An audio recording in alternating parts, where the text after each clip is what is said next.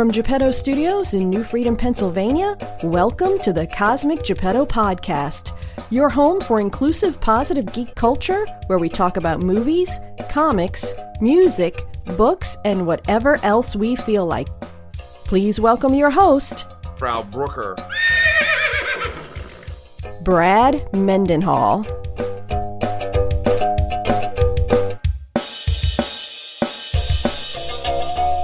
Hey kids, it is episode 243 of the Cosmic Geppetto Podcast. Whole lot of goodness today. Xueting Ni returns with her thoughts on Marvel's Shang and the Legend of the Ten Rings. So much fun having Xueting back. She is darn cool, knows tons, and doesn't make me feel silly because of how much more awesome she is than I am. Anywho, Dave Swartz makes his debut to talk about his excellent independent comic, Confederate Monster.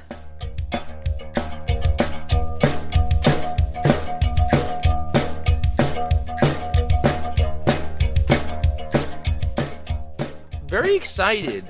I am lucky enough where I get to view a lot of cool comic book stuff, some stuff that's off the beaten path. On my radar became this nifty Indiegogo for just a fascinating looking book. I got a chance to read the first issue, Confederate Monster, which I think looks so cool. It's such a great idea, and the artwork's amazing, the writing's sharp. And I am here with the creator of Confederate Monster, Dave Swartz. Dave, how you doing? I'm doing great. Glad to be on your show. I just reread the first issue today, and I've read it a couple times. Such a cool idea. I love your art style. A little Phil Hester, but with thinner lines. I don't know if you would consider a minimalist approach, but just very easy to grasp onto and very effective for storytelling. So before we get too deep into it, give the thumbnail pitch for what Confederate Monster is. Sure. So Confederate Monster is Frankenstein meets the Civil War. Instead of focusing on Victor Frankenstein or the monster, which most Frankenstein stories tend to kind of center their narrative around, this one focuses on Igor instead. And I pronounce it Igor, not Igor. A lot of people have been pointing that out. So I just wanted to say I'm a huge fan of the Young Frankenstein movie. And I think that kind of always stuck in my brain. And I was really just interested in seeing what more I could do with this kind of ancillary henchman kind of character. I was really interested also in trying to tell a different story that hadn't really been done before, because when I began trying to figure out because I first wanted to challenge myself. I had never written a horror story before, so I thought, I want to tackle a book or a character that I really enjoy, and Frankenstein was it. But then the more I dove into Frankenstein, the more I realized that there really wasn't a whole lot that, deviated from the original kind of story. So what I wanted to do was take, the same characters we're familiar with, throw it in a setting that we're unfamiliar with, but then also take it and put it into a different part of these characters' lives together, which we're also unfamiliar with, 8 years later, after the monster has been, long reanimated, and just see what else can come up. Funny enough, to me, the more I started to dive into the era of the Civil War, the more the coincidences and the correlations between that time period and the Frankenstein story just came up more and more often. So it just seemed like a match made in heaven, and it was just a pleasure to write. First thing that really struck me is just the title of it, Confederate Monster. You could have said Confederate Frankenstein or a dozen other titles, but it does show that it's not about Frankenstein or his creature, and it does, and I imagine, and that's something we'll get into a little later, it also gives you a lot more room to grow with the characters, because you're not just beholden to one particular story. It's not, you're not stuck just retelling the umpteenth reiteration of the Frankenstein story. Right. So your Indiegogo is for issues 1 through 3. Is this a self-contained story, or do you have a bunch more stories to tell after those initial 3 issues? The initial 3 issues is just the first half of the overall story. So there's going to be an issue 4, 5, and 6. The first issue and the sixth issue, the first and the last issue of this first story, they're actually double issues. So it may say issues 1 through 3, but in page count, it's actually 4 issues of comic book.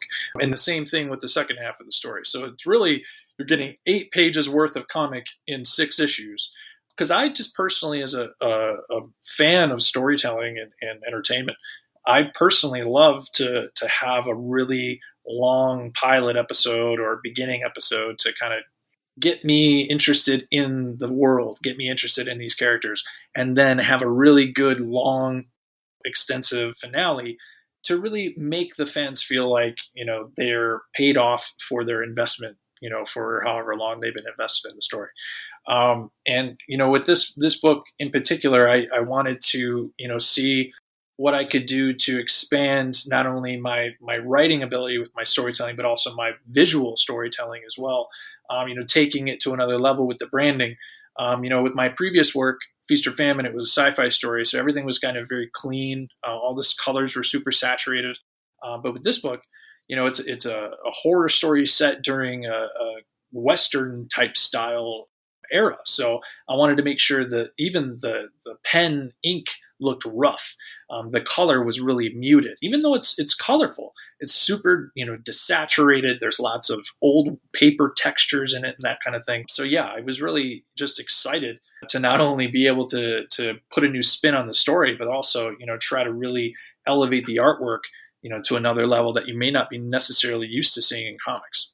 And one of the things that really did impress me, and you've alluded to it, is because it's set during Civil War era, especially when you look at it through modern eyes, it was just a nightmare living then. It's the whole thing of, they joked about it in the Seth MacFarlane movie, A Million Ways to Die in the West. It's like, you get a splinter, you're going to die in 2 weeks. And your story starts with some people getting injured and just seeing all the amputees, because quite frankly, a lot of times that was the only solution. It's like, well, we're going to have to take that leg off. Yeah.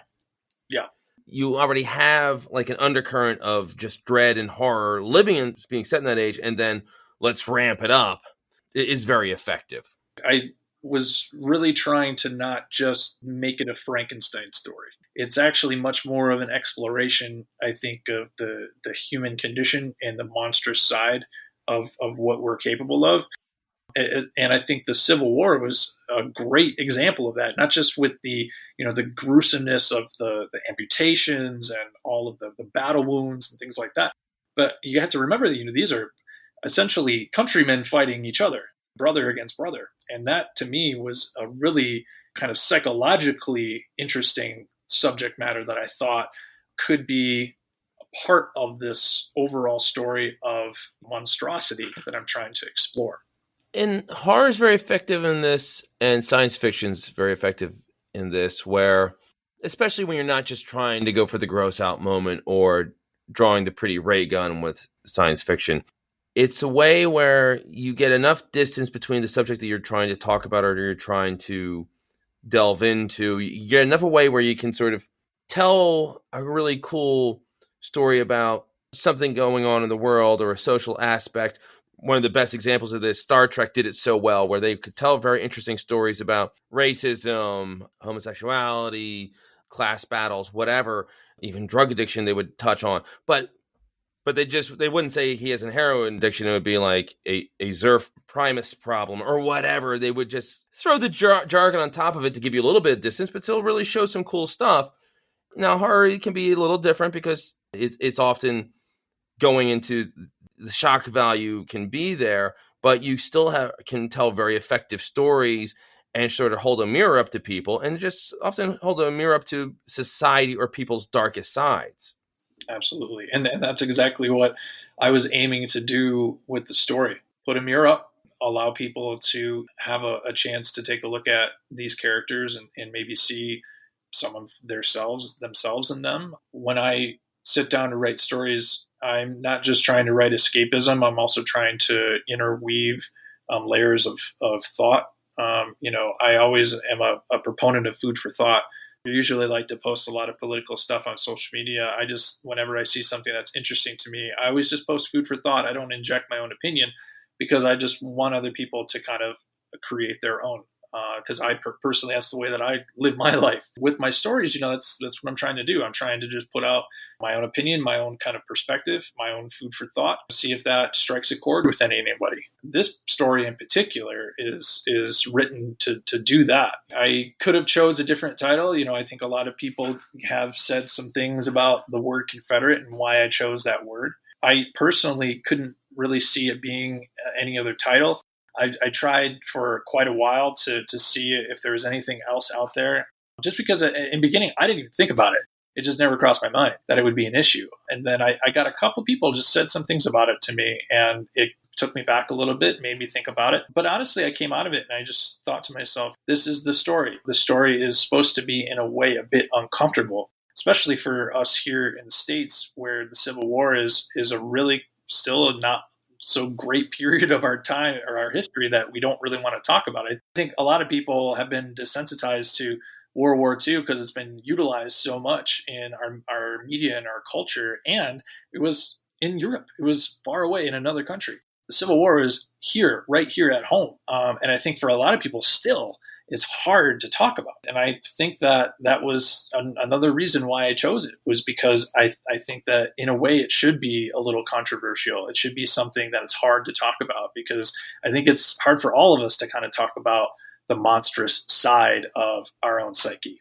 I've read the first issue. You're not aggrandizing or trying to make it anything other than it was.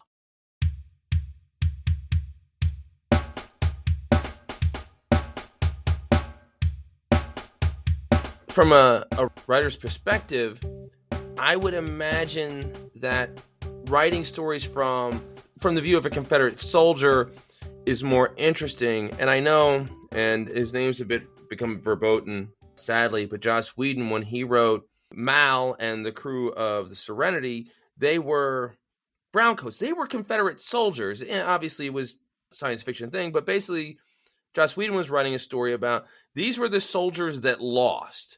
Regardless of if they were on the right side or not, they were the soldiers that lost, and then them trying to dealing with that loss and dealing with their ideas and being on the losing side and the way society would view them of being on the losing side, and then what happens to those people. I mean, aside from the fact Confederate Monster sounds a lot better than Union Monster. Yeah. Or Rebel Monster, and I mean, there's a neat symmetry to the sound and look of it. But you are definitely not telling a story that's aggrandizing or trying to amplify.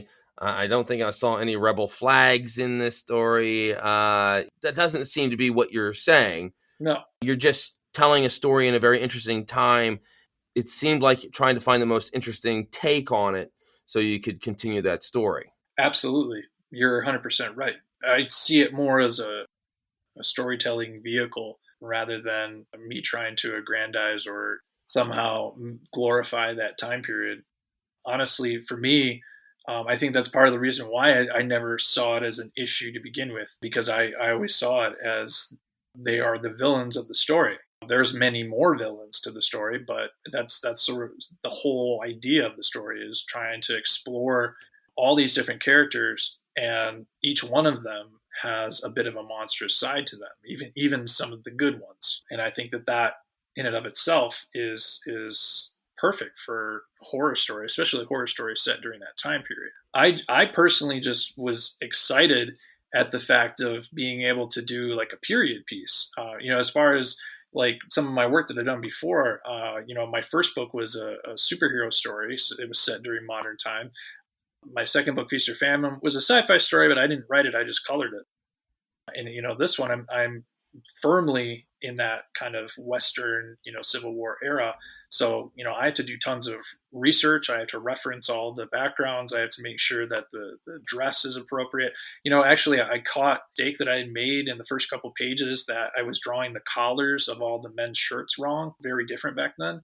So I had to go back and redraw all the collars for the first 4 or 5 pages. But it was those types of details that people have been noticing and really kind of complimenting me on. And I think really add a sense of realism to the story too. What was the TV show Deadwood? Yeah. The writer-creator of that show, David Milch, would talk about trying to be period correct and everything. And then what he found was he tried to be correct with the use of profanity. And he said the problem is it sounded like old-timey cartoonish prospectors, because what was considered to be profanity in that time was a lot of blasphemy. But he says it didn't sound right. So then he ended up injecting some modern language. So even though it wasn't historically correct, it felt correct when you're watching it, or else it would be too distracting. Sure. For you writing this story, did you ever run into that as like, okay, I know this may not be correct, but if I go 100% perfect, sometimes reality feels more fake than what you make up. I agree. Maybe there were a few times in the story where it did kind of make it a bit more akin to our current way of communicating, just to get my point across. One of the things that I have been kind of noticing as I write it and rewrite it, and reread it and rewrite it, I do tend to kind of speak more. These characters do tend to speak more in a little bit more of a modern kind of dialect in a way, because I would imagine that people during that time period, they would use a lot more flowery language, lots more words that you just don't need to say, just to make it sound more important. And with comics, I've discovered that you really have to edit things down, so you have to make sure that you're maximizing your word count in that way. Yeah, but then there are also ways that I do try to restore some of that dialect, or I should say slang. So when I'm writing, if I see that there's an opportunity for me to use older word or an old world word or phrase, I do try my best to inject it in there if I can, just to add a bit more of that authenticity to it. But I absolutely agree with you that sometimes you do need to kind of catch up the dialogue a little to the modern time, just so that it doesn't feel completely disjointed from what people are used to. Dave, you're wearing a lot of hats for this project. You are the creator, writer, and artist. Yep. What else are you doing? Lettering, graphic design, promotion, marketing, fulfillment, pretty much everything. So you're just exhausted. Yeah, pretty much all the time. Now, when you view yourself, when you look in the mirror, do you see a writer who does the art? Do you an artist who is writing it so you can tell the story that you want to draw? The first hat you wear. It's a really hard fight between artist and writer. I think as an artist, I've trained a lot more. I've studied a lot more. I've given the man hours to more. But when it comes to writing, I think my own passion and my own mind tends to focus much more on the writing aspect of the process. Even now, halfway through this book, I still have 80 more pages to go. And I'm already kind of formulating what I want to do with my next one. And it's not just one story, it's multiple stories, and trying to figure out, which one is the one that's going to win, that kind of thing. So I would say artist first, mainly because that is pervasive into every aspect of what I'm doing, because it touches the lettering, it touches the branding, it touches the promotion. When it comes to writing, I think that is more my secondary hat. It's the hat that I'm kind of always wearing underneath my artist hat, trying to make sure that the voice that I'm trying to maintain is never lost in every part of the process. I actually used to be a creative director for a marketing company, and I was in charge of branding. So my whole world for several years was just making sure that every single piece of artwork that left my department had the same look and feel for the appropriate client.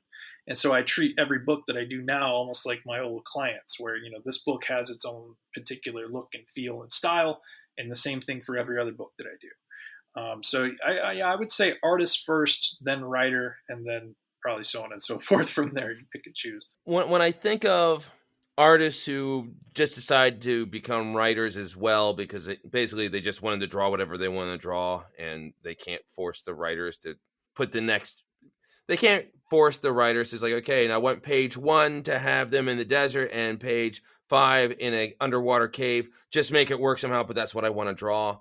I'm at an age where I remember when Todd McFarlane got his Spider-Man comic, the Spider-Man with no adjective. And the big deal was basically Todd McFarlane had become such a big star. Marvel just was like, we want to keep you, so we're going to give you your own Spider-Man title, and you can draw it with very little editorial oversight. And it turns out that Todd McFarlane was a terrible writer. And it really was just a thing of he decided what he wanted to draw. So he wanted to draw a scene in a warehouse. He would draw a scene in a warehouse, and he wanted to draw a scene in a beautiful mansion. And then what was crazy is also Todd McFarlane, who had been drawing Spider-Man for years, had no idea how the character worked. The motivations and everything were really bad, which is just a long way of saying you don't do that. It doesn't feel like the writing is a slave to what you want to draw or vice versa. It all just feels like you have a story you want to tell, and everything feels like it's in service to the story. Absolutely. It's funny, as you were describing that, I was thinking to myself, I absolutely begin the process as the writer. So I don't allow the artist brain really to make too many decisions in the beginning stages, because I don't think I would ever approach a project where I just feel like, oh, it's Frankenstein. I'm just going to draw a laboratory and a castle. That'll be fun. No. I never approach a project like that. My whole plan is I have a story, I have a vision, I have a message that I'm trying to communicate, and then I craft the story around there. I use the characters to reinforce it and to support that. I'm never thinking that I need the artwork to support the story. Like if the story can stand up by itself without artwork, then I think the artwork is just going to elevate it. I don't need the artwork to come in as a cavalry and save the day. I just want the artwork to be something that takes the story to another level where you just go, wow, that was a cohesively done project.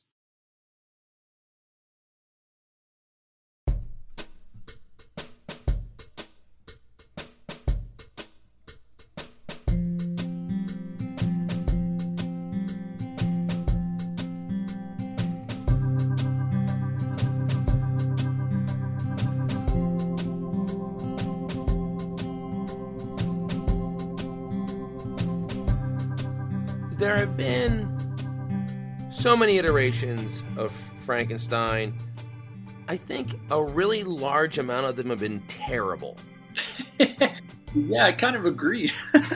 From your perspective, what do you think most people get wrong when trying to tell the Frankenstein story, and how have you tried to avoid those pitfalls?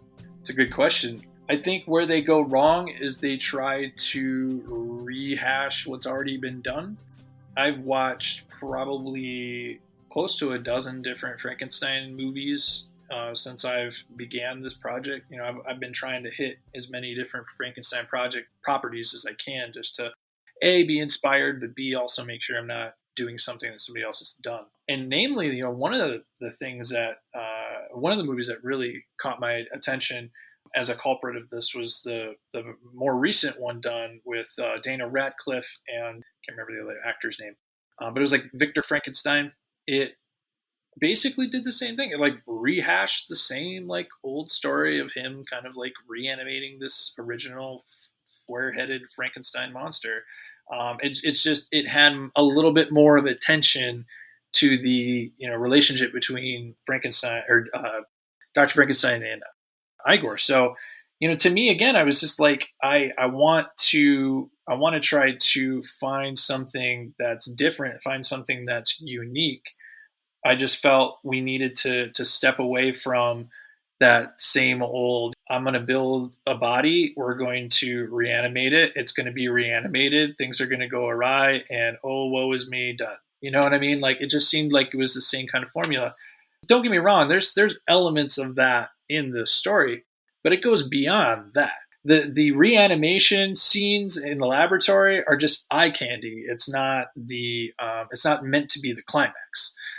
I have lots more different things in store for that type of part of the story. But yeah, I think overall with Frankenstein, I just feel like there's been too much of this rinse and repeat. Just maybe done in a different time period or done by a different creative team. Not really a whole lot of innovation, and that's kind of what I've hoped I have done with this. The movie you're talking about was called Victor Frankenstein. It starred James McAvoy. Yes. He was in the M. Night Shyamalan Split movie, and he was Professor X in the more recent X-Men movies. And it was written by Max Landis, who wrote a pretty good movie called Chronicle. Yeah, I remember that one. That was pretty good. He was the son of director John Landis. A little bit of nepotism, which I don't begrudge people necessarily. He had a lot of success with his first movie, which was considered really innovative, and then just has tanked it since then. He did the movie Bright that was on Netflix with Will Smith. Yeah, that was so. I thought I personally felt like it was an okay watch, but not really that level of I want to watch it again anytime soon. Definitely one if you would pay $10 to see it in a movie theater, you might be a little irritated, but if it's already included with your Netflix. Yeah, that's how I felt. So that seemed like it was just a boring idea and a boring rehash with not necessarily the greatest talent. McAvoy and Radcliffe are good actors, but yeah. I hear you. Do you have a favorite movie version of Frankenstein? One that it could be even one that was a bit of a surprise. Honestly, I have always loved the Young Frankenstein movie just as a movie, not necessarily the Frankenstein monster as a character, because that's not necessarily my favorite Frankenstein. I think my favorite Frankenstein probably the one from the Hammer films. I'm trying to remember the actor's name, but I remember that one being the monster that was on the cover of the Monster magazine, like the old Monster magazine. I actually entered when I was 8 years old. I actually entered in a drawing contest to draw your version of Frankenstein. I won second place in my age bracket. So they published my drawing in Monster magazine, and that was the Frankenstein that was on the cover. I remember that pretty distinctively. That was in the 50s. Peter Cushing played Baron Victor Frankenstein, and Christopher Lee was the creature. Christopher Lee. That's I felt like I knew the name. I just couldn't like pinpoint it.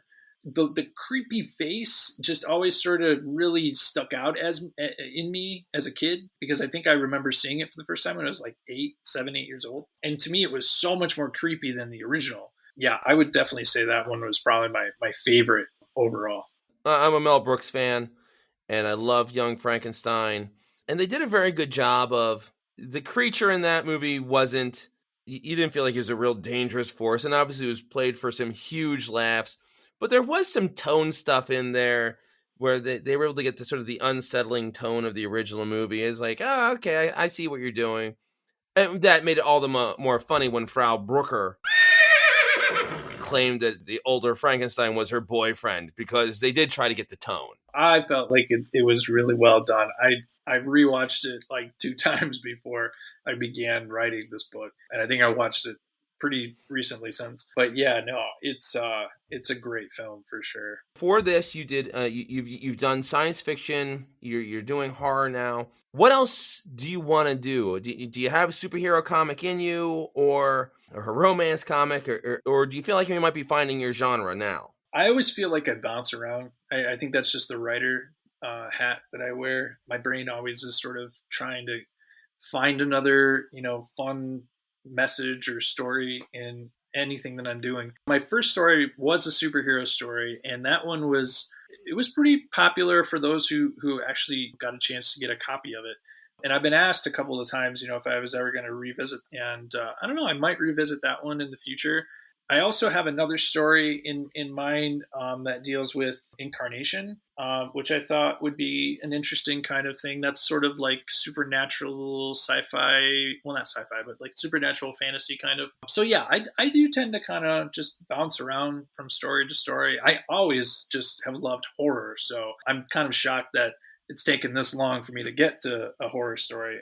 I always just had a lot of fun drawing monsters. Even in college, I think my senior thesis in college was I reimagined the Universal monsters as like a video game. So I kind of made my own sort of take on it. So yeah, I've always really been interested in horror as a genre. But yeah, I think I just like variety too much. So speaking of variety, you've taken so much on your back with this project. Do you like working that way, or are you hoping with the future projects like, hey, let me find a writer to take that on, or going the opposite way? It's like you write the plot, maybe do some breakdowns, and then have an artist to work with you? I have thought about that for sure. I mean, I've for my last book, Feast or Famine, I wrote that and I colored it, and I had another artists draw it, which is a great experience for sure. And I learned a lot as an artist. It was great getting to see another artist's interpretation of my world. I definitely am open always to collaboration. I find that there's a lot that you can learn through that type of flow. I must say that there's something about doing it all myself that I really enjoy. I really enjoy the freedom of it. I enjoy the part of the process where I can be all the way into the lettering phase of a page and realize, you know what, this isn't just, it's not working for me. I need to go back and redraw this panel and refit, kind of fix it up a little bit. And so I have the flexibility and freedom to go back all the way back into the beginning, completely redo it, and then, make the project that much better for it. If I were working with a team, it'd be a heck of a lot more difficult to make those types of changes. Not to say that I'm making those changes regularly, but it's nice to know that I have that flexibility. You're not making the changes because you don't think they need to be made, not because if you were to make the pages, you would have people jumping out of windows. Exactly. I've worked on creative pursuits where I was part of a team and it was very democratic. And I've also been in situations where I was the hired gun. And I've had situations where I was the decision maker, and they all have very different pluses and minuses. When you're a hired gun, you just sort of do what you're told, and you don't have to worry about making the hard decisions.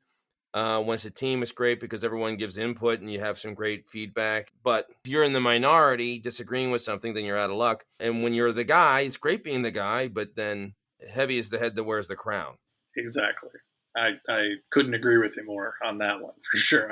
I've been in charge of a couple of different projects now, and with my experience being a creative director, I know what it's like having to be the one that makes all the hard decisions and where the buck stops. So it's tough, but like I said, I enjoy the freedom and the flexibility that comes with being able to make all those decisions. Just, I guess it feels just natural to me for some reason. But I do from time to time like doing little projects. I am a freelance illustrator, so when I'm not doing my own projects, I'm working on whatever project for somebody else. This past week, I've worked on logos for real estate companies. I've worked on a book illustration for a novel. It is nice sometimes where I give someone else responsibility of making a lot of the decisions, and I'm just sort of, like you said, hired gun and just making whatever they want.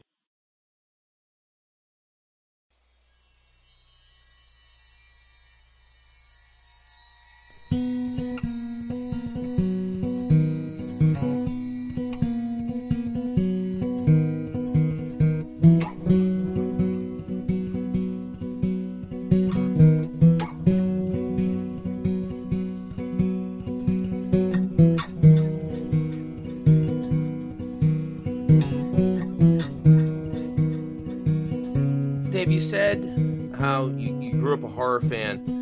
What was your preferred vehicle of delivery system of choice for horror? Because there hasn't been a lot of horror comics. Obviously, you have Tales from the Crypt, but Tales from the Crypt is an old property. Really, now when people think of Tales from the Crypt, they think of the TV show. Now, there's always been some underground horror comics. And Walking Dead, of course, has been a massively popular property, both in the comics and then in the TV show. Where would you get your horror? I honestly would get mine from a combination of TV and movies, but largely TV. I'm just a huge fan of just like really off the beaten path kind of stuff. I wouldn't necessarily say, well, I guess part of it is like the Black Mirror series is kind of like sci-fi horror-ish, but stuff like that, like the psychological horror aspect is what really gets me. I'm not a huge like blood and guts and gore kind of guy, but I love the psychological stuff, and I really like the more kind of like lore, like demonic, mythical kind of stuff as well. So like as much as it's kind of like CW-y and kind of kiddish, like the new Sabrina on Netflix was very interesting to me because it leaned like really hard into the like horror, like demonic kind of aspects to that storyline, like Lovecraft, and more modern stuff like Get Out, Us. Like I love that kind of stuff. Hell, even the remake of The Invisible Man, that was fantastic. I love that a lot. Just like the psychological aspects of those acts in that movie that the characters went through. It was just amazing. Well, Invisible Man especially goes back to what we were talking about, where you're able to tell stories that are sort of social commentary, but you put a horror sheen over it and it becomes more palatable. Because that was about an abused woman and her dealing with not being believed and all the things that people who are in abusive relationships have to deal with. But then he's actually invisible, and people have reasons not to believe her, and telling those stories. What's interesting, you talk about Black Mirror, where science fiction and horror are so closely related. And I think it was Dana Gould, who's a great podcast, said basically the difference is science fiction is horror, but with an explanation, where there's a scientific explanation of the terrible things that are going on, and then you move on from there. Horror, you don't have that, so you don't even have the reasoning behind it, which makes it scarier often. I never thought about it that way, but no, I can definitely see where that has merit. That's a very interesting perspective. As a comic book creator and artist and fan, I imagine, like what were your influences, and what were the comics that you read while growing up that really have taken hold of you? I was really highly inspired in the 90s growing up by a lot of the Superman stuff. I was really, into the death of Superman, as a lot of us were, obviously. It's another weird crossover that I talked about in another podcast that really stuck out to me as a kid for whatever reason, but some people just laugh at it because it was kind of jokey. But the crossover that DC and Marvel did in the 90s that created like the amalgam kind of like universe where they put two characters together, that whole thing that they did, I think it lasted for like a year. That to me was just like my world for a while, man. I collected all the comics, I collected all the trading cards, I had all the like pogs and everything. At a certain point though, I got into high school and I decided that rock and roll was my thing, and I was going to be a rock star for like 6 or 7 years there, from high school into college. But then I got back into comics late into my college years, and then after I graduated, I was highly inspired by some of the up-and-coming artists at the time that were really making a name for themselves and doing some different things. I'm very highly inspired by Francis Manapul from DC Comics. When he was doing his run on Flash, I think it was probably like in the early 2010s, something like that.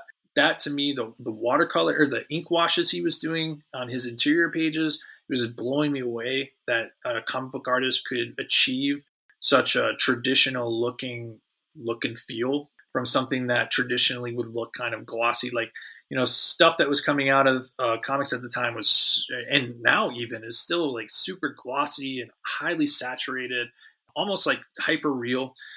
And I liked his stuff because it had a little texture to it, had a little grit to it. You could really tell that it was handmade. I also got really inspired by Sean Murphy at the time. His stuff was really inspiring me as far as his contrast, his ability to use black and white to really push depth. Really impressed me a lot.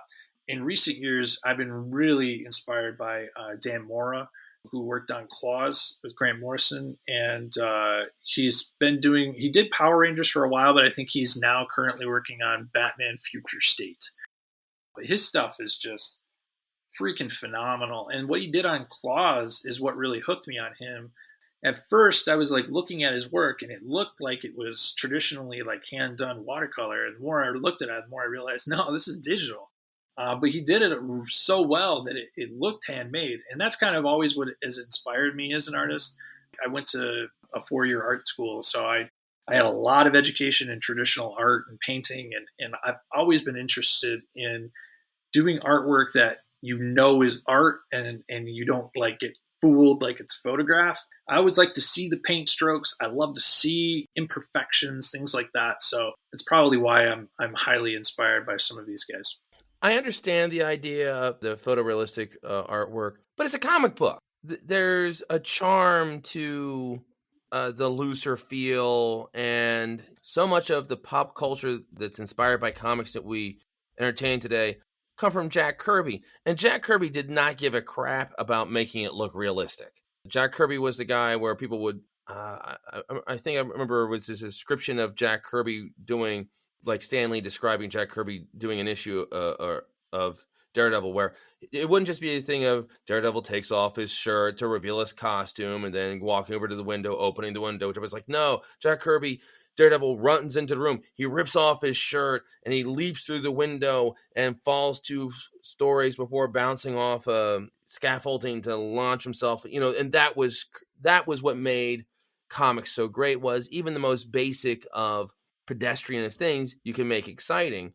That goes a little more into like a field than what you're talking about. You're talking about having looser style and not trying to fool people to think it's a picture instead of a drawing. There's something really fun to having it look like a drawing, because when you do that, you can get the reader to believe a whole lot more when it doesn't look like a picture, because otherwise how ridiculous it is. Right. And honestly, I mean, from my perspective, I've been kind of craving a little more of that fantastical, campy kind of aspect of storytelling. I had a conversation a couple of weeks ago with some guys about this, where we were talking about the transition from the 90s camp era into the realism of the 2000s.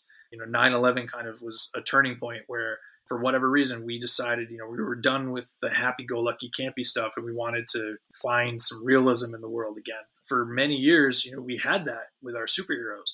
And it just seems to me like we're beginning to go back into a place where we can have a little bit more fun. Movie studios are starting to give more creative teams more leeway to have more fun with the same characters. I've often said for years that I just don't understand why they don't approach superhero live action storytelling the same way that they approach comic books, where it's the same character. Maybe we say we have Batman, but we give the same character to 6 different creative teams and say, have fun and give us a different style of Batman. I just feel like we have the technology. The fans want to see their version of the character, and it's a hell of a lot harder to do when we're trying to just do one at a time. I would love to see us to be able to break out into different places to take our creativity and to do more things so that we can explore active ways of storytelling. I really enjoy being able to, like you were saying, like turn it up to 11, take a mundane thing and try to make it more fantastical. I loved the new version of Batman, the Ben Affleck Batman, because there were a few moments within those movies where he moved so fast that it was like, wait, can a man really move that fast? But Batman can. Because to me, whenever I watch Batman on like animated TV shows or movies or whatever, he moves way faster than anyone can humanly. I mean, he moves like a ninja. So I would imagine, like in the movies, I personally am craving a little bit more of that, like fantastical, aspects of this stuff. Well, with Batman, and I enjoyed the movie when it came out, and it was very cool. But when everything seems to really have gotten stuck with when Michael Keaton played Batman, and partially they had to do it because that costume was terrible and Michael Keaton could barely move. So they had to make him this stoic, creepy force, and they couldn't do the ninja moving around. They were stuck with that for a while, even when the ability to do the different costumes improved. They would have little flourishes, and I remember the one with Val Kilmer where he did like a backflip at one scene. Everyone was like, oh, he's doing a backflip. It's like, yeah, but otherwise he's just sort of standing there like a mook, because aside from the fact that there were still limitations, but also that's just sort of the Batman we started getting used to in movies, where sort of like a slow, creepy presence. With the Ben Affleck, he was in the shadows, but then he would move lightning fast, and the bad guys were pointing in the wrong directions while shooting the guns because he moved so fast they didn't realize he was above them. And there's a place for that, and not every movie has to be the same as the last one. Exactly. That's what I think is important. All right, so Dave, I've had so much fun talking. This has been amazing. I want to make sure you got to plug your pluggables, because you have your Indiegogo, and where can people check that out and support your work, and also just find out more what you're doing? Absolutely. So if you want to go check out Confederate Monster on Indiegogo, check it out on Indiegogo directly, or you can follow me on social media. I post about it regularly. I think I've posted about it 4 or 5 times every day for the last 20 days. So you can follow me on Facebook, Twitter, Instagram, and YouTube. It's all the same handle, Dave Swartz Art, SWARTZ. Other than that, you can check me out at daveswartzart.com. And I also have a Patreon, patreon.com/daveswartzart. Well, I recommend everyone check that out. Dave, it's been fantastic talking with you. I've had a great time. Will you come back? Oh, absolutely. I've had a great time talking with you as well. I would most certainly love to come back. Yeah, we'll have you back. We'll talk about some art. Maybe we'll also talk about some rock and roll because we're music fans here. What instrument should you play? Bass guitar. Oh, bass is all right. Yeah. You know what? If you're looking to get into the music biz, bassists and drummers are the jobs where you're going to keep finding work. Oh, yeah. Couldn't agree with you more on that. There's a lot of guitarists out there, but finding a good bassist, that is something else. Do you still play? Yeah, I pluck around from time to time. I tend to play the same like 3 or 4 songs over and over. I think my girlfriend's sick of it by now, but no, I pluck around when I have time. What's your first go-to song when you pull out the bass? It's gonna sound really strange, but "Something" by the Beatles. Mainly because the bass part is very complicated, and I memorized it for a wedding that my band played many years ago. So it's just like burned into my brain. And it's just a very beautiful song. So whenever I sit down and I have a chance, I start with that to kind of warm up all my fingers. Wasn't that one of the songs written about Patty Boyd? I don't know my Beatles trivia that well. I wish I could. I have a book about her. Patty Boyd was George Harrison's wife, who left George Harrison and then married Eric Clapton and then left Eric Clapton to go back to George Harrison. And she is the inspiration for Layla, Wonderful Tonight, Something. And I think there's this woman is inspired 4 or 5 classic songs. Wow. I'm disappointed in myself that I didn't know that previously, but I'm glad that I know it now. I know way too much useless stuff, so that's what I contribute to the world. Well, I appreciate it. Dave, this has been fantastic, and we're going to do this again soon. Thank you so much. Yeah, thank you. I appreciate it.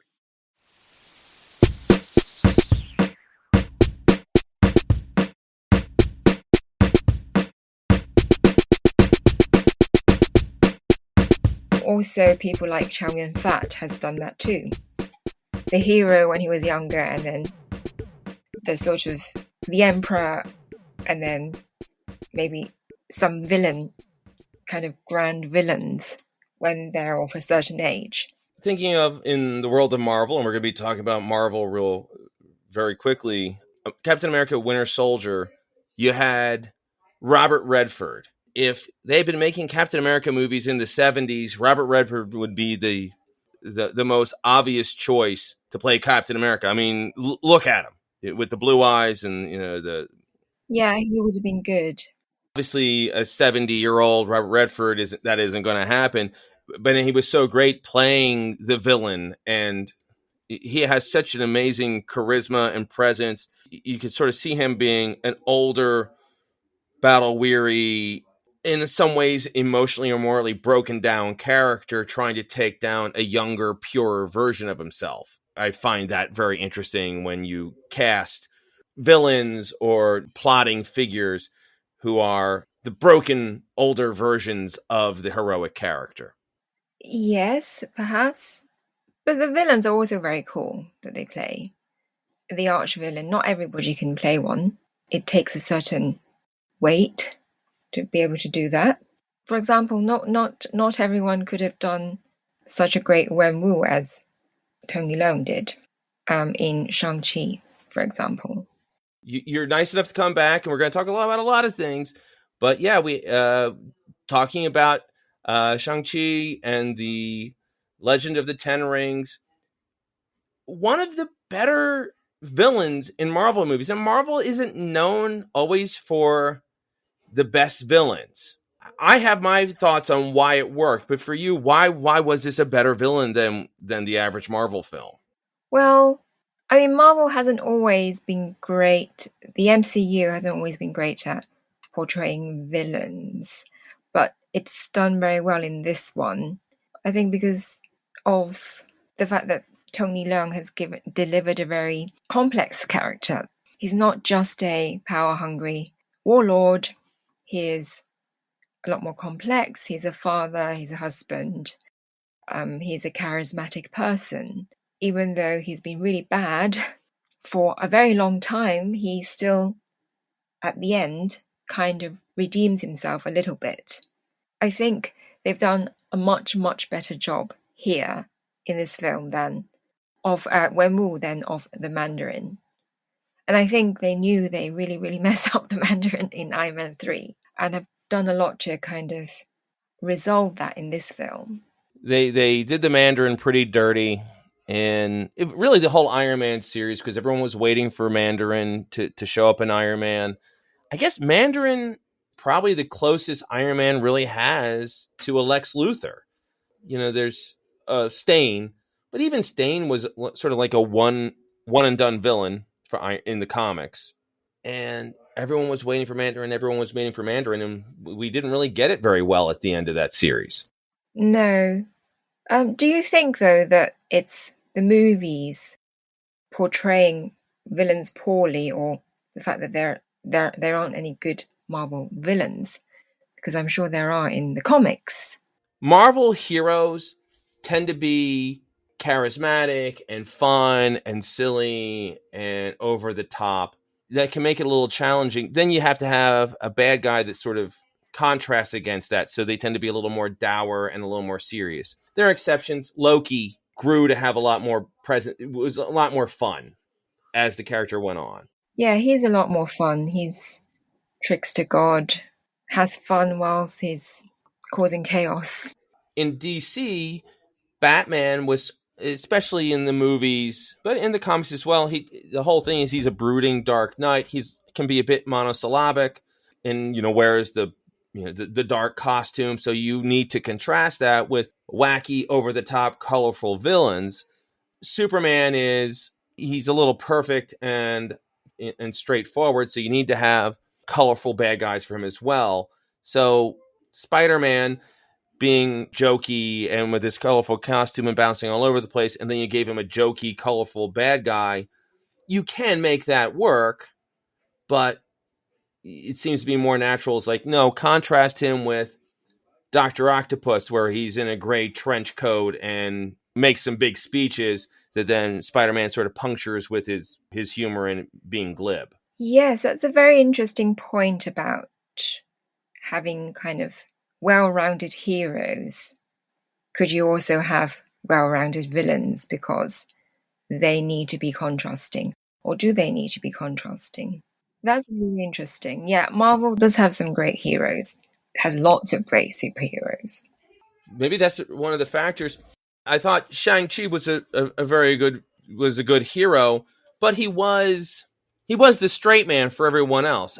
I don't know if it's a criticism, but an observation I had where Shang-Chi, in a lot of ways, was the least interesting character in his own movie, because he was there just to move the plot along and have the hero's journey.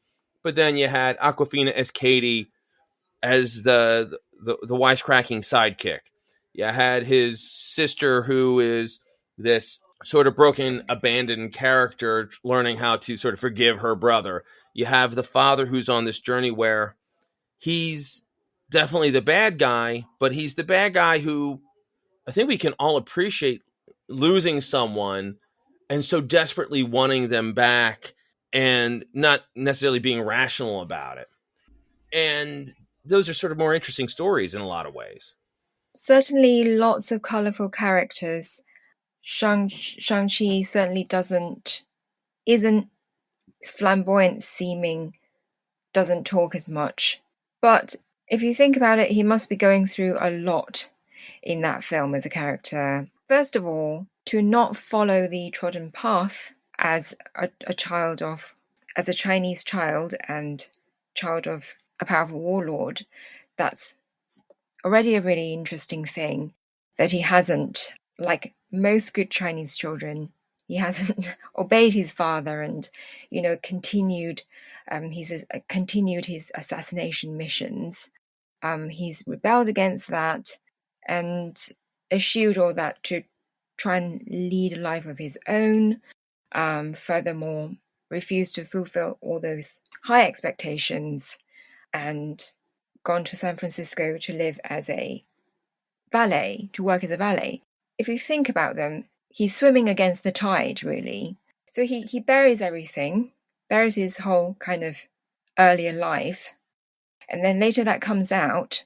He's then having to confront his whole family and where he comes from and all the history of that, the background that made him, and sort of find a kind of resolution and still hold on to his own path, seek closure, find closure, to go through all that. That's a lot. That's a lot going on. He's had a long history in Marvel Comics before the film, and I think he does tend to be portrayed as this wise master of kung fu. And I think that's one of the reasons he's always the sensible one, the one that people bring in to help them on a search. Different groups of heroes, whether it's the Marvel Knights or the Heroes for Hire or the Avengers, when they have a course, usually a difficult one, he's usually the person that they bring in to help them. He's the understated voice of reason. And he's also asked to train a lot of people, like Wolverine goes to him for training, Spider-Man as well. So he's sort of the wise master, the hermit. It's true that he's tended to play that character quite a lot throughout Marvel Comics since the beginnings, his origins in the comics, and then afterwards working as a secret agent. But for several decades between, that's the role he's been playing in the wider Marvel universe. And one of the reasons why he's survived for so long, I guess. But I agree, it's not been very interesting until now, where he's getting a reboot and he's getting his own series of comics and own movie. So I think they're doing a lot of interesting things now.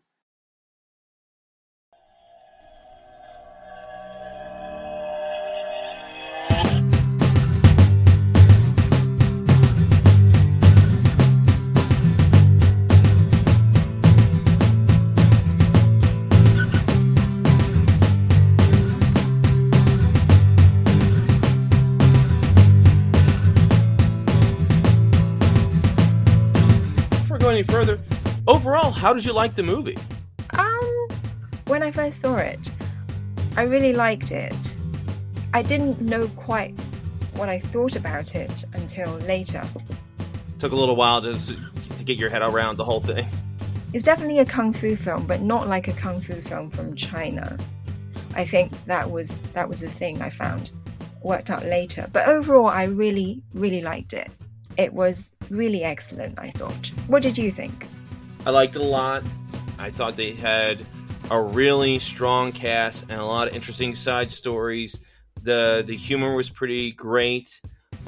There were a few things. The masked villain that has such great visuals. Like, I would have liked that character to be a little more fleshed out, because it really was just like a really cool costume and somebody who got killed off by one of the real bad guys, the creatures that were showing up before the final act of the movie. But I enjoyed it very much, and I'm very excited to see how it ties into the continuing movies. It's a great movie for Awkwafina, and I'm a fan of Awkwafina, but she is a character. She is a personality that you don't know how you can make her work in film. And they found the perfect best friend, possible romantic interest, and also voice of reason. And I thought she was great. No, yeah, she's a great character. Definitely always a really bright, effervescent character, whatever she does. It definitely stands out. Also interesting because this is a PG-13 movie, and Awkwafina is an R-rated personality, but they were able to sort of still have her energy and a little bit of her edge, because she has the TV show Nora from Bronx that's on Comedy Central, and it's really adult subject matter. Oh, interesting to know about that, because, again, not something we get much over here. Marvel did a good job of using this sort of ascendant character actor who's sort of buzzy, making the most out of her in maybe perhaps not the most natural fit for her, you would think. So I love that. I want your opinion, because this was a Marvel Kung Fu movie. and which we haven't really seen before. What did you think of the fight choreography in this movie? I thought it was great. I mean, they really, really were intending it to be a kung fu movie. I mean, literally, they offered every fight under the cinematic sun. It was it was kind of turning into a jukebox kung fu film, but not quite. But thankfully not. But there was literally all kinds of fights. You had the Jackie Chan inspired improv style fight on the bus. On a moving vehicle, you had the scaffold fight, the very risky kind of tangle, and then you had the moody assassins fight, which is great to watch. The scaffold and the bus, that was very much like slapstick type fun fighting, whereas the assassins one and the ones in the ring are really quite dangerous, quite risky.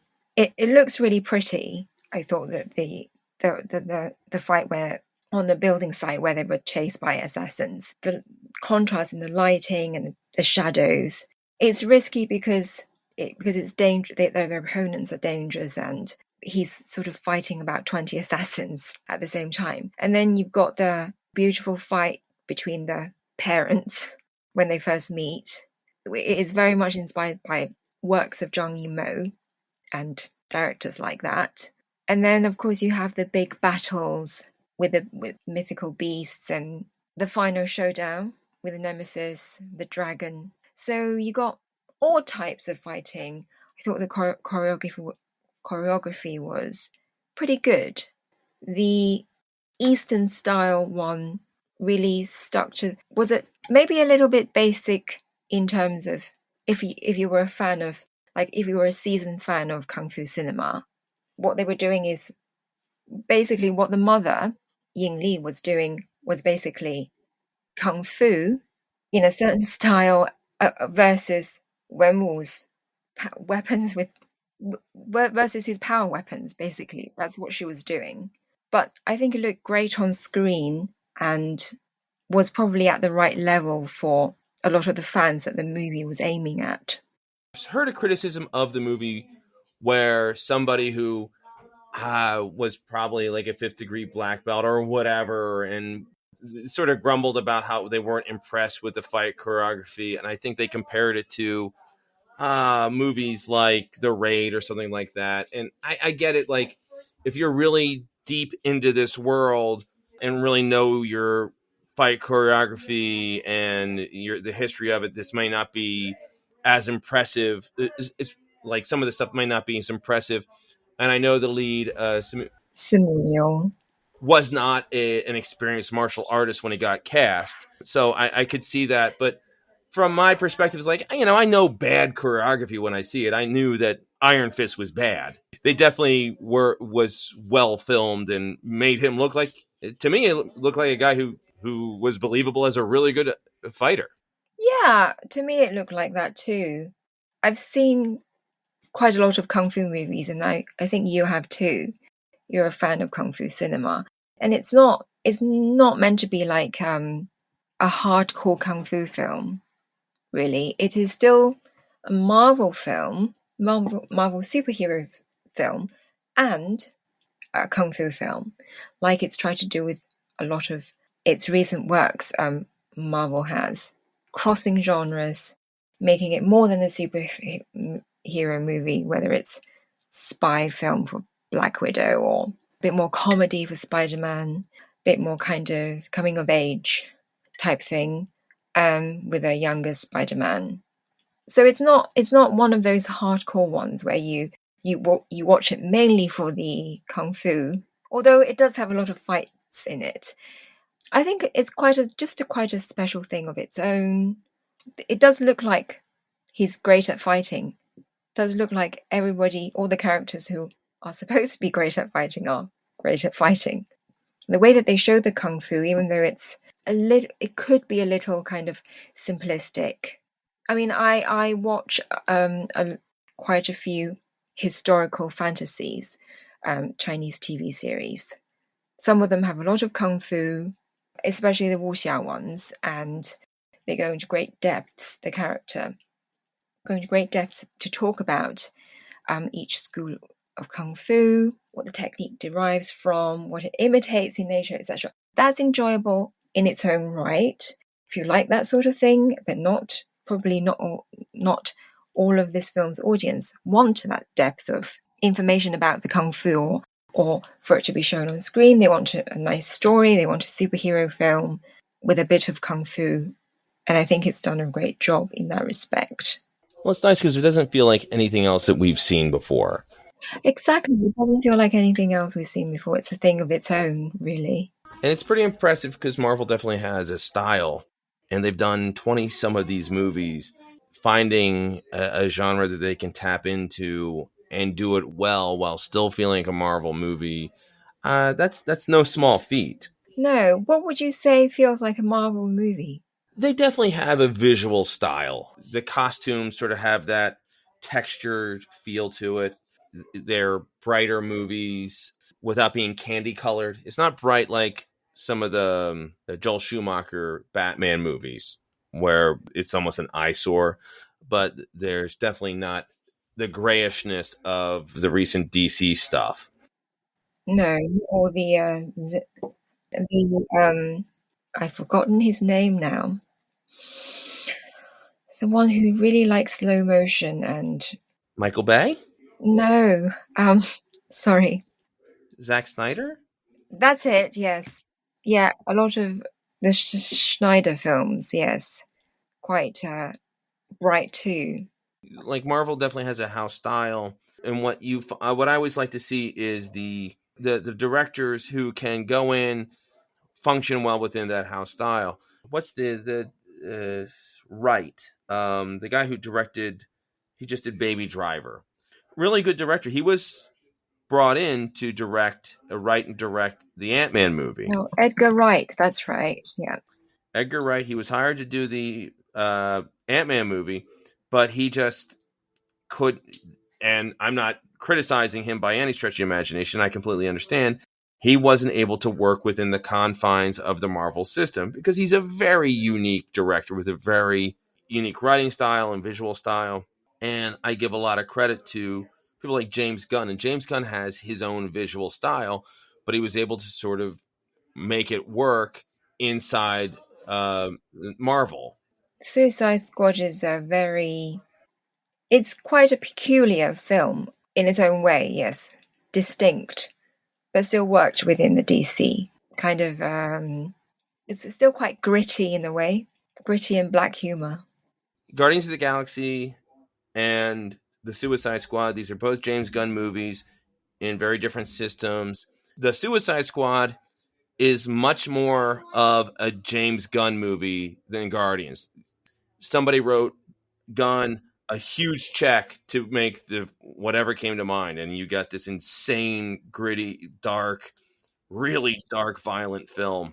Even more so than Guardians. And I like Guardians very much, but James Gunn, if he had the parameters that Marvel would put around his directors, Guardians would probably have looked a lot more like Suicide Squad than the other way around. Marvel films do have their own style, even though they can be very different between different superheroes. And there's value to that, because I guess if things were too different, because they have the awareness, these characters are going to show up in each other's movies. If they're too wildly different, it could be hard to make it work bringing these characters together. One character's doing a hard R erotic thriller and the other one's doing, a wacky talking dog movie, then having the characters team up would not work. So you need to be very careful to have a house style, or the next Avengers movie would be too much of a tone clash.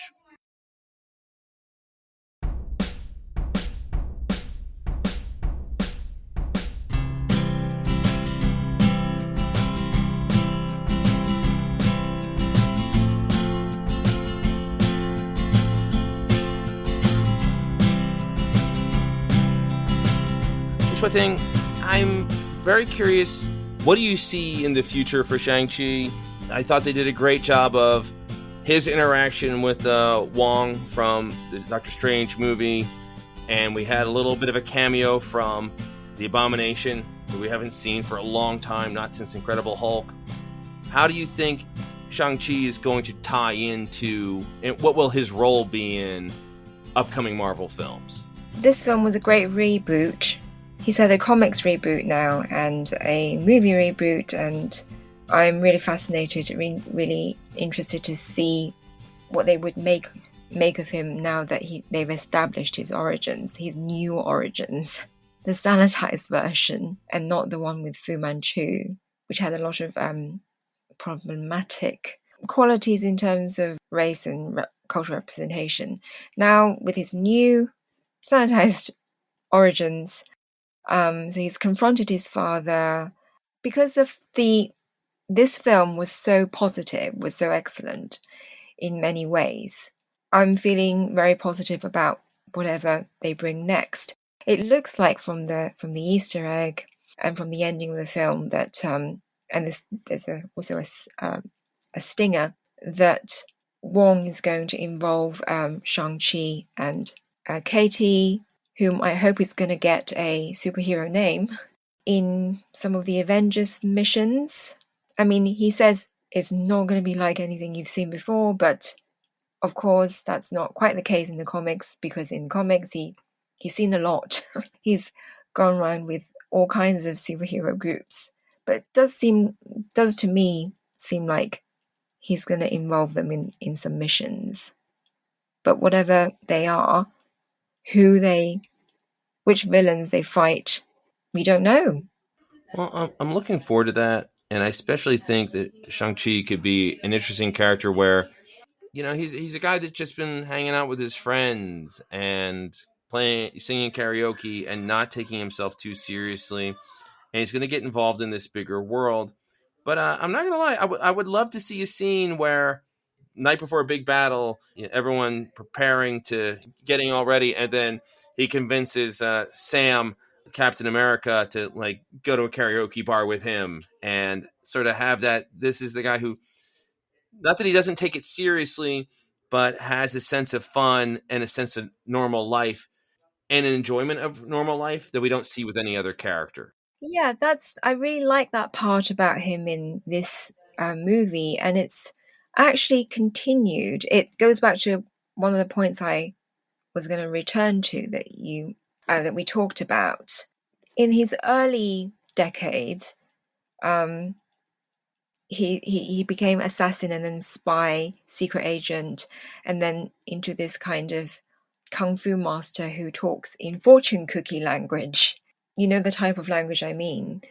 Oh, it does not age well. But then I think in the more recent comics, like the New Agents of Atlas, and also there's a short miniseries called Shang-Chi's Day Out. They've given him a lot more character, as they made him more as a person. In his reboot, in the 2020 reboot by the 4 Asian American creators, he works in a bakery in Chinatown and really enjoys crystal cakes. And he has great sense of humor. I think in this film, they've done a continuation of that, given him much more of a personality. And in fact, you kind of do see him just wanting a normal life, because he's had a very hard life training from when he was 7 or something, and being very hard pushed by his father to become a great kung fu fighter, and then being forced to go on assassins missions. You kind of do see Shang-Chi as a person just wanting a normal life away from all the bloodshed, and that's quite nice to see in this. Quite nice to see them continue the recent thread in the comics. One thing I hope for is Marvel has a lot of fans for their films. This movie has done very well for itself. It's made a lot of money. A lot of people have gone to see it. It'd be nice if people leave that movie as like, oh, that was really fun, and I liked it, that type of action. And perhaps this is an opportunity. First off, I hope it's an opportunity for a film with an Asian lead to get better support. Hollywood has not been kind to Asian actors as leads in their films, but also just the genre to get sort of a reevaluation. If you were able to give a recommendation to say, it's like, hey, if you liked this neat Marvel version of a kung fu movie, you should really check out this film. Is there one, do you think, would be like a fun starting point for somebody who's interested in the genre? Interested in the genre of kung fu films? Yes. That's That's a question I completely sprung on you, so it's not fair at all. what comes to mind immediately is things like Kung Fu Hustle or Rush Hour. Shang-Chi had a poster of I think it's Kung Fu Hustle on his wall. Some of the fight scenes, like on the scaffold and on the bus, are kind of really take after that style. They might like some of those films. Jackie Chan films, maybe I'd recommend. Also, if they really like Tony Leung, they should watch some of his other films, such as The Grandmaster, which I thought was an excellent film because it looks really pretty, it has story, it has kung fu, it has martial arts philosophy, and also drama. It's a masterpiece. That's what I can immediately think of. No, that's great. That's great. We'll recommend everyone check that out. Outside of this movie, you've got your own stuff going on. You have your own. You've been writing and doing cool stuff. Want to hear about what else you've been doing? My new book, Synopticon, a celebration of Chinese science fiction, is coming out on November the 9th.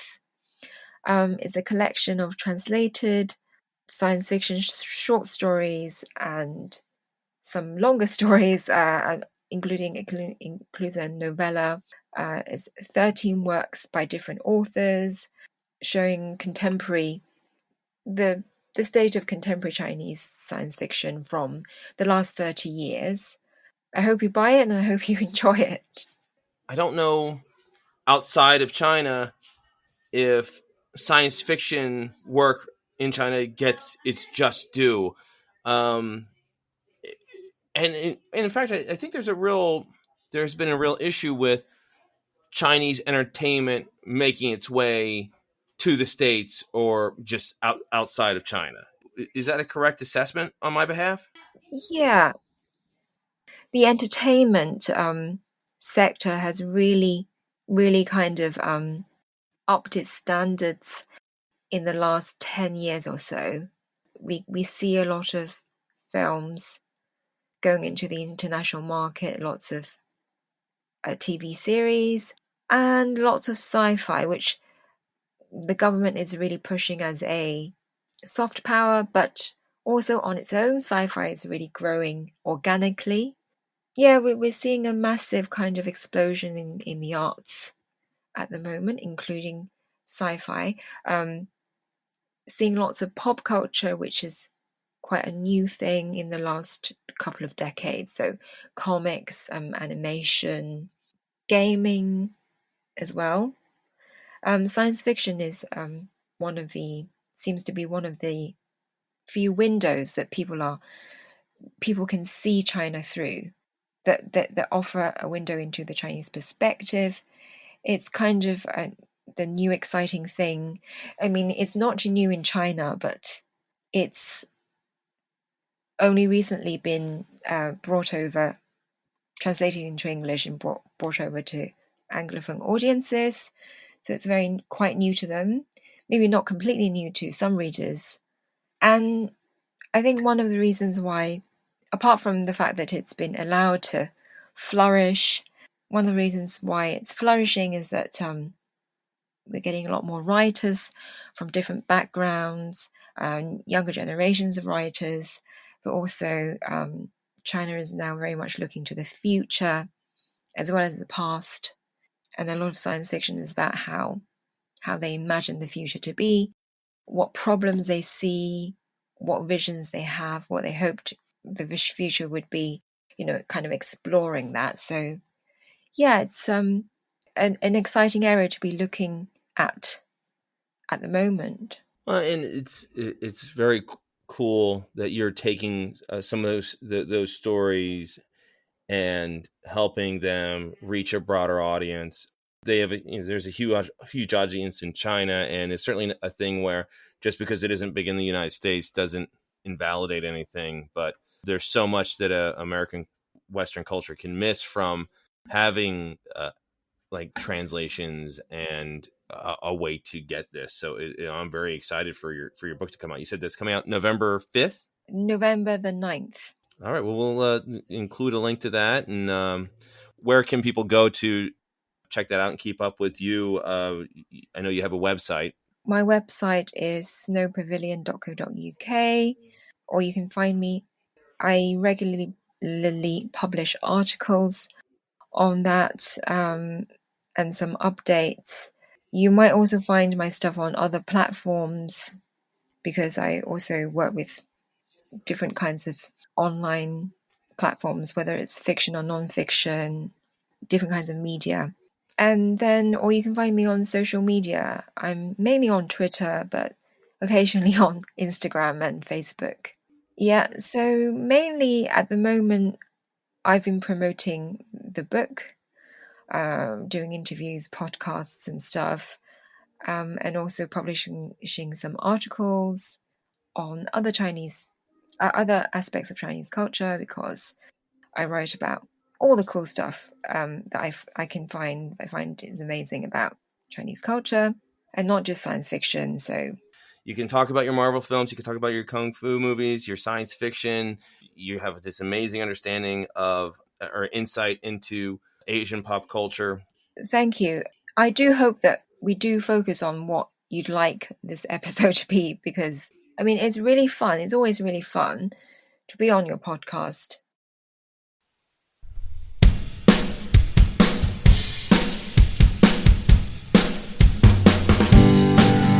When last we spoke, it was like a month or two before two action movies with pretty big budgets that were going to feature Asian stars. The first that came out was Snake Eyes, and Snake Eyes did real bad. I haven't gone to see it. Did you? No, nobody saw it. And it's a shame because it had a good cast. Nobody cared. I think G.I. Joe is such a damaged brand. Henry Golding and his charisma and buzz around him wasn't able to get people in to see it. Nobody cares about G.I. Joe movies. They've had two. Neither got any buzz or interest. So that happened. And then on the other side of the spectrum, you have Shang-Chi, which had a lot of buzz and had good reviews and had great audience reaction. So it's pretty interesting to see the two directions that these two movies that we spoke about. So I was very excited to have you back to talk about Shang-Chi. No, it is interesting. I think that both films were aiming to capitalize on, maybe not capitalize on, but aiming to go for the Asian superhero thing. And I don't know a lot about Snake Eyes, but people around me who are into that they're really not keen on this this version because he's not supposed to take his mask off. He doesn't speak. The thing with Snake Eyes is he was in the cartoon and he was in the first two G.I. Joe movies. He never said a word. He never removed his mask. He actually never did a lot. He was a cool design, and characters liked him for that. I mean, and fans liked him because it was this cool design. And kids like ninjas. It's like ninjas. That's true. But there was never anything really there. They probably could have done something with a fully masked character, but they're telling an origin story. If you have Henry Golding in a movie, you're going to show that face. Right. Yes. I guess something comparable. Do you remember the Sylvester Stallone Judge Dredd movie? Yeah, I haven't seen it though. When was it made? 80s? 80s or early 90s. Sylvester Stallone at the peak of his box office powers. I think they paid him $20-some million to star in that movie, and it was one of the first times they paid an actor that much. Judge Dredd in the comics has never taken his helmet off. And 5 minutes into the movie, he has his helmet off because it's Sylvester Stallone in an action movie. You're going to show his face. It didn't feel like a Judge Dredd movie. It just seemed like it was an action movie. It was a Sylvester Stallone action movie where it just happened to be called Judge Dredd. Decades later, they do a new Judge Dredd movie with Carl Urban where he doesn't take off the helmet. And it was low budget, and it was gritty and very dark and very violent, and it felt like a Judge Dredd comic. Right. Much better film. Yeah, much better film. But, of course, neither movie made a lot of money. With the Carl Urban version, it was okay because it didn't cost a lot of money. It's the problem where the bigger the budget, the more the expectations, the more you... Okay, well, we're going to get a bigger name star, and we're going to show his face because people want to see the face, and it's the balance of Get their money's worth. Yeah, exactly. Now, coming in the future, we have seen ads for, in regards to Marvel, we've seen ads for Spider-Man: Far From Home, and then we've also seen ads for Eternals. Oh yeah, I'm looking forward to that. That's coming up soon, isn't it? It's coming up real soon, and they've finished filming Thor: Love and Thunder. Of the things that are coming out soon from Marvel, what are you excited to see? And also, do you think we're going to see Shang-Chi in any of these other movies? I did think that maybe some of the things in Shang-Chi could be setting things up for the Eternals. I'm really looking forward to Eternals. I think they picked exactly the right kind of director, Chloe Zhao, to tell this story. It's more than just a comic superhero film. Again, a very different one from Shang-Chi. I'm also really excited about Venom because I just really like Venom as a character. Whether Shang-Chi will turn up, I don't know. He might do. I kind of hope he does, but I also kind of hope he does get to keep his own movies because he's been kind of this started off like a sort of this off-the-shelf master of kung fu trainer mentor type thing for decades, you know. Yeah, he'd be the guy who would just show up for a page here or there teaching, I don't know, Invisible Woman how to some karate, and then he wouldn't show up again. I think he showed up in X-Men for about 3 or 4 issues, and then Wolverine in the Wolverine comics in about a couple of issues, and then went same as the others. I hope he is. I mean, even in things like New Agents of Atlas, he isn't the one who has the most dialogue or anything, but there is a bit with him cooking, which is fantastic. Making a feast out of Spam and some rice, which I thought was fantastic and very kind of attuned to Asian culture. That's just a fun idea, and I always love the person who's such a good cook. They just go into the kitchen and there's like half a stick of butter and 2 slices of cheese, and they're able to make a gourmet meal out of it. Yeah, exactly. And it's also the thing about food. All the heroes are from Asia Pacific, so Japanese, Korean, Philippines, Chinese. You know, they were just been having an argument, and then Shang-Chi goes, "Okay, let's eat." But we only have Spam, and then but he makes this huge meal out of Spam and rice, all kinds of different dishes. They eat and they stop arguing. It's the thing with like how Asians could just make a meal. They love their food and they could make a meal out of anything. Probably true for other cultures as well around the world, but particularly for Asians. I'm sure this is a thing, and especially there's some areas of, and I do not claim to be an expert on any on Asian culture, but I know the idea that because of some highly populated areas with not necessarily the most abundant amount of food available, or you become very good at making do with what you have. In any area like that, I know. When you mentioned Spam, the first thing I thought of is that there's areas in Hawaii where they are known for making delicious meals out of Spam, and Spam's a punchline everywhere else in the world. But in Hawaii, it is a really good meal once they start cooking up Spam. Yeah, exactly. Necessity breeds resourcefulness. I suppose it can be an analogy to low budget films. With some directors, they're just better with a smaller budget. Give them a huge budget and they don't do very well. Oh, certainly. Yeah, there's been a lot of cases of, and it was a mistake I want to say that was made in the 80s or 90s, where you would have, and actually going back to the movie Judge Dredd, where the director of Judge Dredd was a pretty well respected indie filmmaker.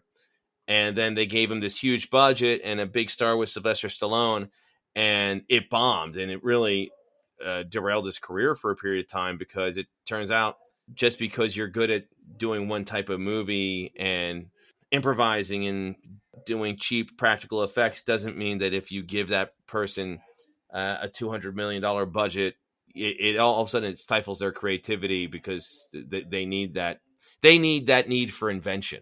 Yeah, so presumably his other films are much better. Some of these other films. Yeah, he went on to, and of course now you got me thinking, Judge Dredd, which came out in 1995.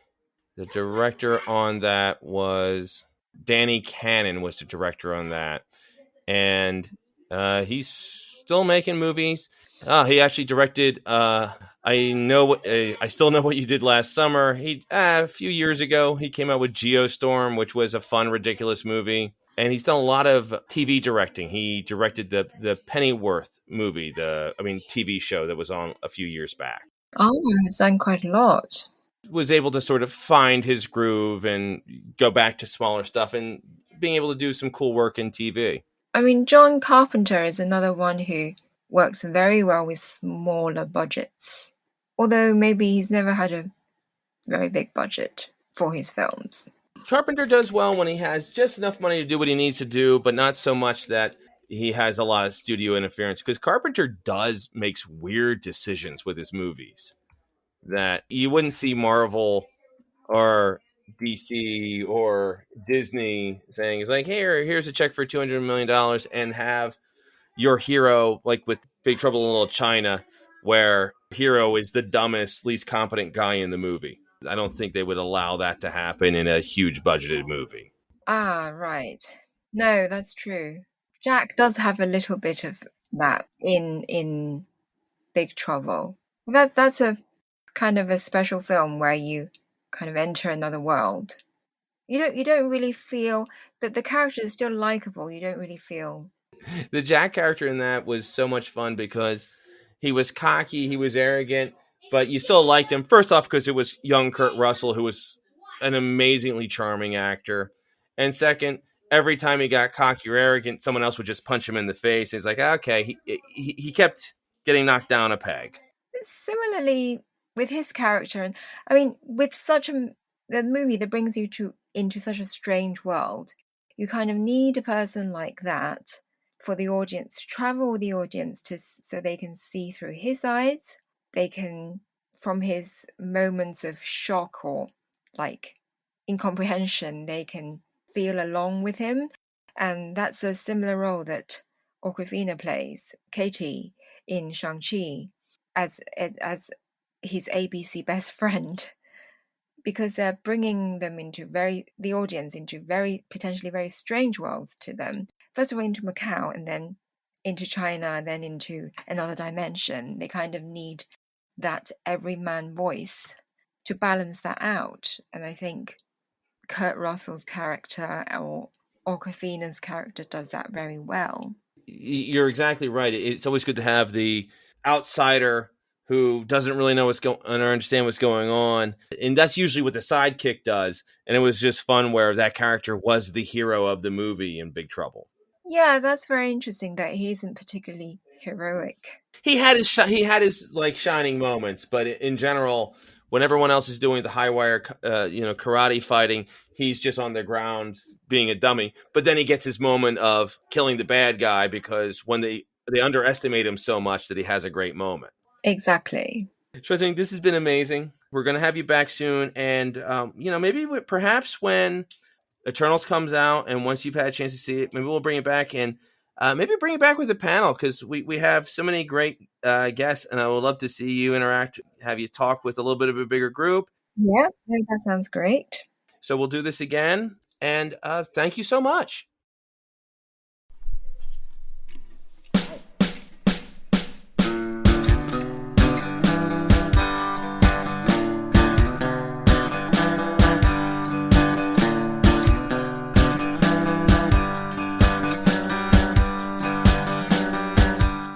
that wraps episode 243.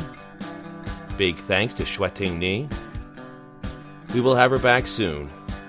Can't wait for her thoughts on Eternals. Honestly, that's about the only thing I'm excited about when it comes to that movie. The trailers haven't piqued my interest, and the comic never grabbed me. Also, big thanks to Dave Swartz. Confederate Monster is excellent, and you should consider supporting his Indiegogo. Coming soon to the Cosmic Geppetto podcast, got the chance to talk to up-and-coming country rock act Jackson Sellers. They are amazing.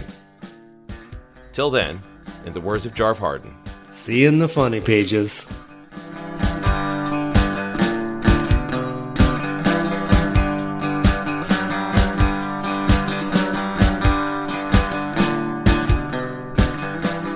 Subscribe to the Cosmic Geppetto podcast on iTunes, Stitcher, or wherever quality podcasts can be found.